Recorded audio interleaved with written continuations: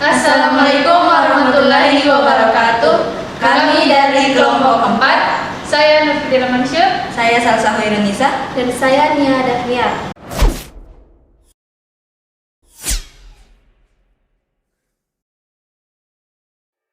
Undang-Undang Republik Indonesia Nomor 14 Tahun 2005 tentang Guru dan Dosen Pasal 1 Ayat 2 mendefinisikan bahwa dosen adalah pendidik profesional dan ilmuwan dengan tugas utama mentransformasikan, mengembangkan, dan menyebarluaskan ilmu pengetahuan, teknologi, dan seni melalui pendidikan, penelitian, dan pengabdian kepada masyarakat. Berdasarkan pengertian tersebut, maka dosen memiliki peranan yang sangat penting sebagai ujung tombak pelaksana keseluruhan proses pendidikan. Dosen bertanggung jawab terhadap proses belajar mengajar. Oleh karena itu, dalam upaya meningkatkan mutu pendidikan tinggi, dosen memegang peranan dan kedudukan kunci dalam keseluruhan.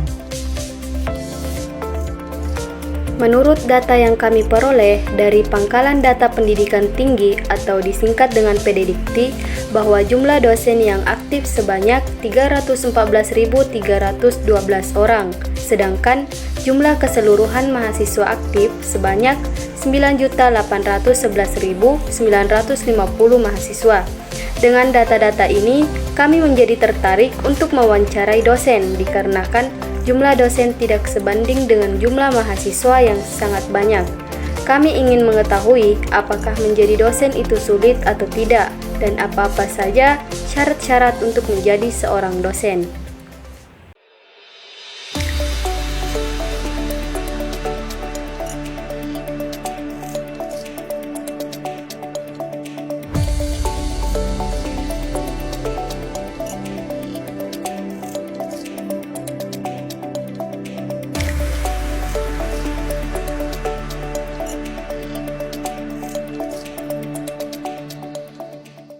Oke, jadi perkenalkan, nama saya Andi Baso Kaswar, SPD MKOM.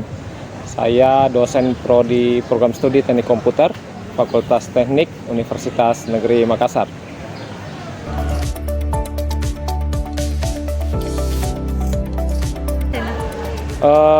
Saya menjadi dosen sejak tahun 2016, tapi dulu itu saya mengajar di Universitas Cokro Aminoto di Palopo.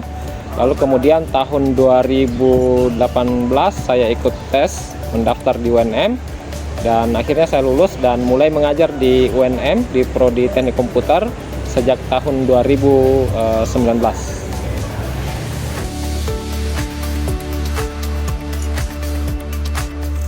Kalau berkaitan dengan pertanyaan apakah menjadi dosen itu sulit, sepertinya relatif ya. Jadi tergantung sebenarnya seberapa besar daya juang kita untuk mencapai hal tersebut. Kalau saya sendiri sebenarnya kan dari kecil memang mau menjadi dosen, sehingga saya mengambil langkah-langkah agar saya bisa meraih apa yang saya cita-citakan tersebut. Seperti yang saya sebutkan tadi, bahwa sulit itu ya relatif, karena ada dua faktor yang bisa mempengaruhi kita. Apakah kita bisa meraih cita-cita atau tidak. Ada faktor internal dalam diri dan ada faktor eksternal. Faktor internal itu seperti misalnya kompetensi yang kita miliki, soft skill yang kita miliki.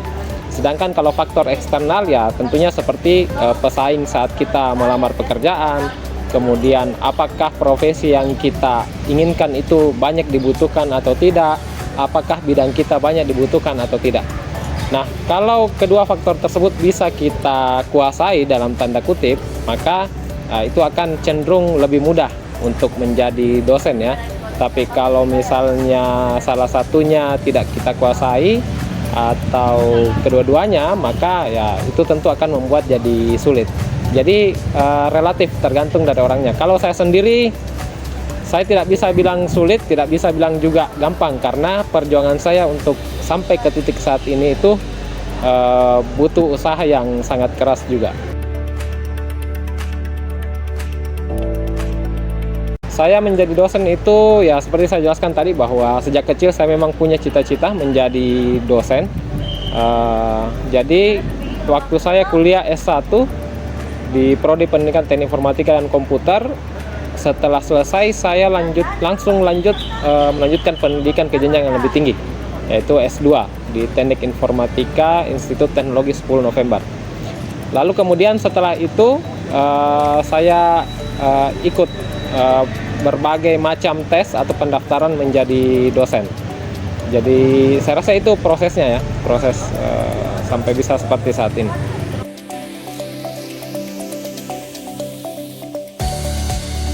Jadi profesi dosen itu adalah profesi yang menurut saya secara pribadi profesi yang sangat mulia. Kenapa? Sama seperti guru, dosen itu adalah istilahnya penyambung harapan. Jadi dosen itu adalah agen penyambung harapan. Harapannya siapa? Harapannya mahasiswa, harapannya peserta didik. Jadi di tangan dosen, kalau dosennya punya kompetensi yang bagus, punya kompetensi dalam bidangnya atau dalam melakukan proses pentransferan ilmu yang bagus, maka itu bisa membuat mahasiswanya atau peserta didiknya bisa memahami materi dan bisa bermanfaat untuk dirinya kelak. Nah, kalau materi atau ilmu pengetahuan yang kita bagikan itu bisa dimanfaatkan oleh mahasiswa yang kita ajar, nah disitulah letak kemuliaannya. Karena tentu selain menjadi pahala untuk siswanya sendiri ketika dia bisa bermanfaat untuk orang lain, pahalanya juga akan mengalir ke kita, ke dosen. Karena kita yang ajar, sehingga dia bisa tahu dan sehingga dia bisa bermanfaat untuk orang lain. Jadi dosen itu profesi yang menurut saya profesi yang sangat mulia posisinya.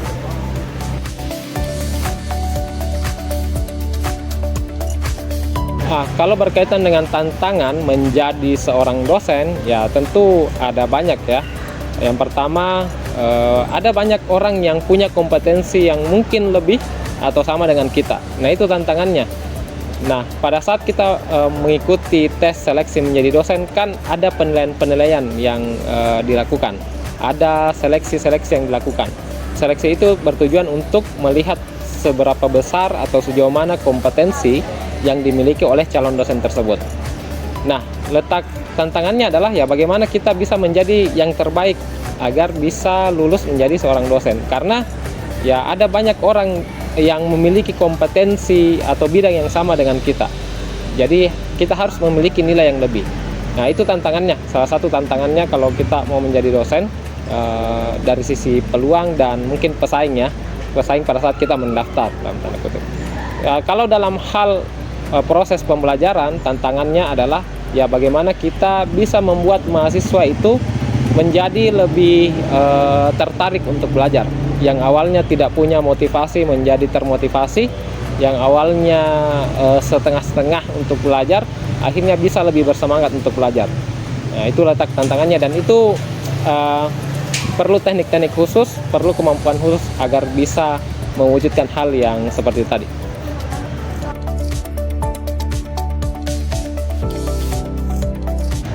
Oke, tips untuk menjadi dosen ya tentunya yang pertama jangan berhenti di S1 saja, harus lanjut S2 karena syarat menjadi dosen itu minimal S2.